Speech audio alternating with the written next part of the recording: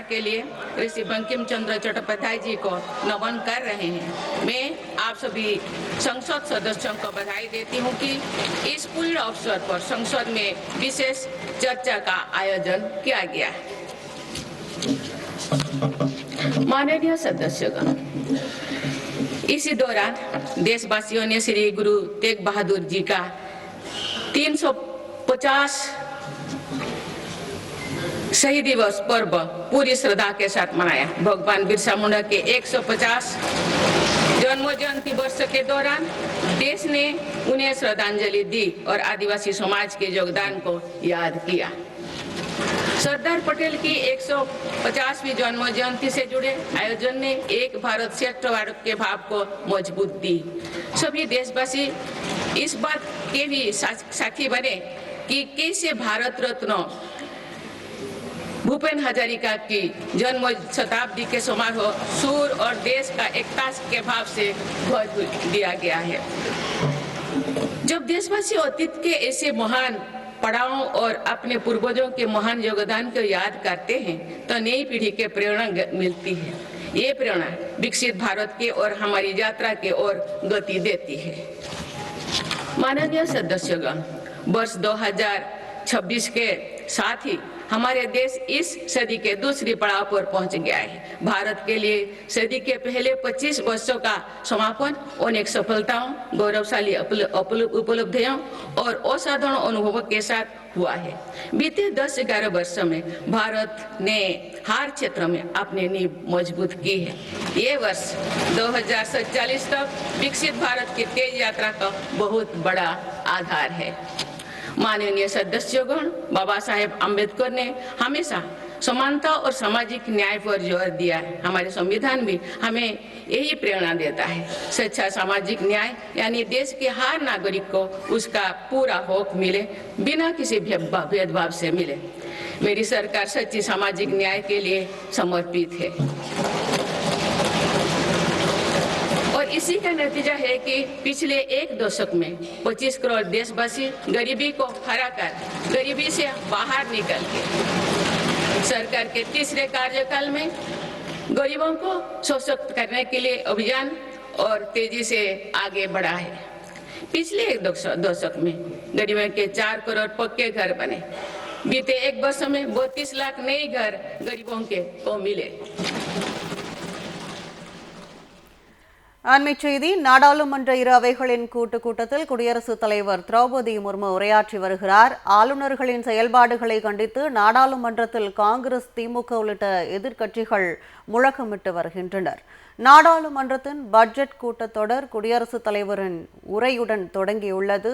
ஆண்டின் முதல் கூட்டத்தொடர் என்பதால் குடியரசுத் தலைவரின் உரையுடன் நாடாளுமன்றம் கூடியுள்ளதை அண்மைச் செய்தியாக பார்த்து வருகிறோம். இதுகுறித்த விரிவான விவரங்களை டெல்லி சிறப்பு செய்தியாளர் பால்முருகன் வழங்க கேட்கலாம்.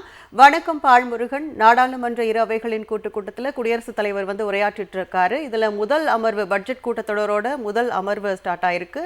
இது குறித்த விரிவான விவரங்கள் என்ன? நாடாளுமன்றம் தற்போது தொடங்கி இருக்கிறது. பட்ஜெட் கூட்டத்தொடருடைய முதல் நாள் என்பதால் இன்று குடியரசுத் தலைவர் உரையாற்றி வருகிறார். 11 மணிக்கு அவருடைய உரை தொடங்கி இருக்கிறது. இந்த பட்ஜெட் கூட்டத்தொடர் தற்போது குடியரசுத் தலைவருடைய உரையுடன் தொடங்கும் போது ஆரம்பத்திலேயே எதிர்க்கட்சிகள் ஆளுநர்களுடைய செயல்பாடுகளுக்கு எதிராக சில நொடிகள் முழக்கமிட்டனர். குறிப்பாக எதிர்க்கட்சிகள் ஆளக்கூடிய மாநிலங்களில் ஆளுநர்கள் சட்டமன்றங்களில் நடந்து கொள்ளக்கூடிய விதத்திற்கு எதிர்ப்பு தெரிவித்து தற்போது முழக்கமிட்டதாக தகவல்கள் வெளியாகி இருக்கின்றன. சில நொடிகள் இந்த எதிர்க்கட்சிகள் காங்கிரஸ், திமுக உள்ளிட்ட எதிர்க்கட்சிகள் முழக்கங்களை எழுப்பினர். அது தொடர்பாக விரிவான தகவல்கள் இன்னும் வெளியாகவில்லை. ஆனால் ஆளுநர்களுடைய செயல்பாட்டை கண்டித்து அதற்கு எதிர்ப்பு தெரிவிக்கும் விதமாக இந்த சில நொடிகள் முழக்கமிட்டதாக தற்போது கூறப்படுகிறது. ஆளுநருடைய உரை தற்போது தொடங்கி நடைபெற்று வருகிறது. அண்மை காலமாக எதிர்க்கட்சிகள் ஆளக்கூடிய சட்டமன்றங்களில் குறிப்பாக தமிழ்நாடு, கேரளா, கர்நாடகா உள்ளிட்ட பல்வேறு மாநிலங்கள் ஆளுநர்கள் ஆளுநருடைய உரையை முழுமையாக படிக்காமல் புறக்கணிப்பது, வெளிநடப்பு செய்வது அல்லது சில பகுதிகளை விலக்கிவிட்டு படிப்பது போன்ற செயல்பாடுகள் தொடர்ந்து கடந்த சில ஆண்டுகளாக நடைபெற்று வருகின்றன. இதற்கு எதிர்ப்பு தெரிவிக்கும் விதமாகத்தான் இன்று குடியரசுத் தலைவர் உரை தொடங்கும் போது ஆளுநருடைய செயல்களை கண்டித்து எதிர்க்கட்சி உறுப்பினர்கள் முழக்கமிட்டதாக தகவல்கள் வெளியாகி இருக்கின்றன. விரிவான விவரங்களுக்கு நன்றி பால்முருகன். தொடர்ந்து இணைந்திருங்கள். 6.5 करोड़ से अधिक नागरिकों का स्क्रीनिंग की गई है। इससे कई जनजातीय इलाकों में इस बीमारी को रोकने में मदद मिली है। मिशन मोड में चलाए जाए गए अभियानों के कारण जापानी इंसेफेलाइटिस जैसे बीमारियों पर प्रभावी नियंत्रण पाया गया है। उत्तर प्रदेश के कई पिछड़े इलाके ग्रामीण क्षेत्रों में इस रोग की प्रभावी रोकथाम सुनिश्चित हुई है। ये गौर की बात है कि विश्व स्वास्थ्य संगठन में भारत को आंखों का संक्रमण ट्राइकोमा से मुक्त घोषित कर दिया है। मेरी सरकार हर नागरिक को बीमा सुरक्षा देने के लिए भी प्रतिबद्ध है। प्रधानमंत्री जीवन ज्योति बीमा योजना और पीएम सुरक्षा बीमा योजना की इसमें बड़ी भूमिका है। इन योजनाओं से करोड़ों जरूरतमंद नागरिकों को बीमा कवरेज मिला है।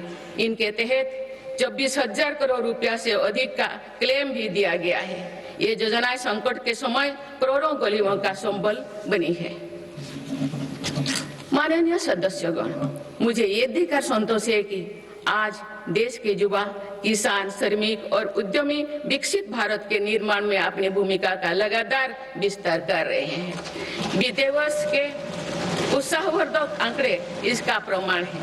पिछले वर्ष में भारत ने रिकॉर्ड 350 मिलियन टन से ज्यादा खाद्यान्नों का उत्पन्न हुआ है। 150 मिलियन टन उत्पादन के साथ भारत दुनिया का सबसे बड़ा चावल उत्पादन देश बन गया है। हमारा देश विश्व का दूसरे सबसे बड़ा मछली उत्पादन देश भी बना है। ये ब्लू इकोनॉमी में देश की सफलता को दिखाता है। दूध उत्पादन क्षेत्र में भी भारत दुनिया के सबसे सफल देश के रूप में जाना जाता है। एक सहकारिता आंदोलन की मजबूती का परिणाम है। देश के मैन्युफैक्चरिंग सेक्टर में भी इस दौरान रिकॉर्ड ग्रोथ दर्ज किया है। मोबाइल मैन्युफैक्चरिंग जैसे फील्ड में भारत अब दुनिया का दूसरे सबसे बड़ा देश बन गया है। 2025-26 के पहले 5 महीने में भारत का स्मार्टफोन एक्सपोर्ट 1 लाख करोड़ रुपया के पार हो गया था। इस साल भारत ने 100 से अधिक देशों को इलेक्ट्रिक व्हीकल का निर्यात शुरू किया। माननीय सदस्यगण, मेरी सरकार भ्रष्टाचार और घोटाला से मुक्त व्यवस्था का निर्माण करने में सफल हो रहा है। इससे करदाताओं की एक पाई देश के विकास और जन कल्याण से खर्च हो रही है। भारत आज आधुनिक इंफ्रास्ट्रक्चर पर अभूतपूर्व निवेश कर रहा है। जल, थल, नभ हर क्षेत्र में भारत की तेज गति आज विश्व में चर्चा का विषय है। अटल जी के समय पीएम ग्रामीण सड़क योजना शुरू हुई थी। बीते 1 वर्ष में भारत ने लगभग 18,000 किलोमीटर नई ग्रामीण सड़कें जोड़ी है। अब भारत की करीब पूरी ग्रामीण आबादी सड़क से जुड़ चुकी है।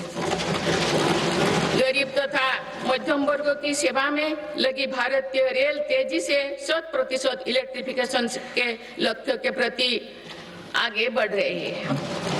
मिजोरम के आइजल और नई दिल्ली को डायरेक्ट रेल रोड से जोड़ा गया है। बीते वर्षों जब आइजल के स्टेशन पर पहली बार राजधानी एक्सप्रेस का आगमन हुआ तो स्थानीय लोगों के उत्साह ने सारे देश को प्रसन्नता के भाव से जोड़ा है। जम्मू कश्मीर विश्व के सबसे उच्च रेलवे आर्च ब्रिज, चुनाव ब्रिज और तमिलनाडु में नई पंबन ब्रिज का निर्माण कर भारत ने इंफ्रास्ट्रक्चर क्षेत्रों में एक कीर्तिमान स्थापित किया है। आज जम्मू कश्मीर से केरल तक 150 से ज्यादा वंदे भारत ट्रेनों का नेटवर्क खड़ा हो चुका है। कुछ दिन पूर्व ही वंदे भारत ट्रेनों के नई पीढ़ी का पदार्पण हुआ है। बंगाल से असम के बीच वंदे भारत स्लीपर ट्रेनों की शुरुआत भारत की रेल प्रगति की नई उपलब्धि है। भारत के मेट्रो नेटवर्क पर भी देशवासियों को गर्व है। 2025 में भारत का कुल मेट्रो नेटवर्क 1000 किलोमीटर के ऐतिहासिक आंकड़ों को पार कर गया है। भारत दुनिया के तीसरी सबसे बड़े मेट्रो नेटवर्क वाला देश बन गया है। मेरी सरकार ने इनलैंड वाटरवेज के विकास पर भी अनेक काम किए हैं। पहले भारत में राष्ट्रीय जलमार्गों की संख्या 5 थी, जो अब 100 से अधिक हो चुकी है। इससे उत्तर प्रदेश, बंगाल, बिहार समेत पूर्वी भारत के राज्य लॉजिस्टिक हब बनकर उभर रहे हैं। क्रूज टूरिज्म से तटीय और नदी इलाकों में पर्यटन बढ़ रहा है और स्थानीय अर्थव्यवस्था मजबूत हो रही है। माननीय सदस्यगण, स्पेस टूरिज्म भी अब भारत की पहुंच से दूर नहीं है। भारत के युवा अंतरिक्ष यात्री शुभांशु शुक्ला का इंटरनेशनल स्पेस स्टेशन पर पहुंचना एक ऐतिहासिक यात्रा का आरंभ है। आने वाले समय में हमारा देश अंतरिक्ष में भारतीय स्टेशन की स्थापना की दिशा में आगे बढ़ने वाला है। देश बहुत उत्साह के साथ गगनयान मिशन पर भी काम कर रहा है। माननीय सदस्यगण, दशकों से लंबित परियोजनाओं को गति देने के लिए योजनाओं के लाभ को हर लाभार्थी तक पहुंचाने के लिए मेरी सरकार ने प्रगति नाम से एक नई व्यवस्था आरंभ की है। दिसंबर 2025 में प्रगति के 50वें बैठक का ऐतिहासिक पड़ाव भी आया। बीते वर्ष में प्रगति ने 85 लाख करोड़ रुपया से अधिक के प्रोजेक्ट्स के गति दी। लाखों करोड़ रुपया की कल्याणकारी योजनाओं को धरातल पर उतारने में मदद की। रिफॉर्म, परफॉर्म, ट्रांसफर के जिस मंत्रों को लेकर देश चल रहा है, उसकी सफलता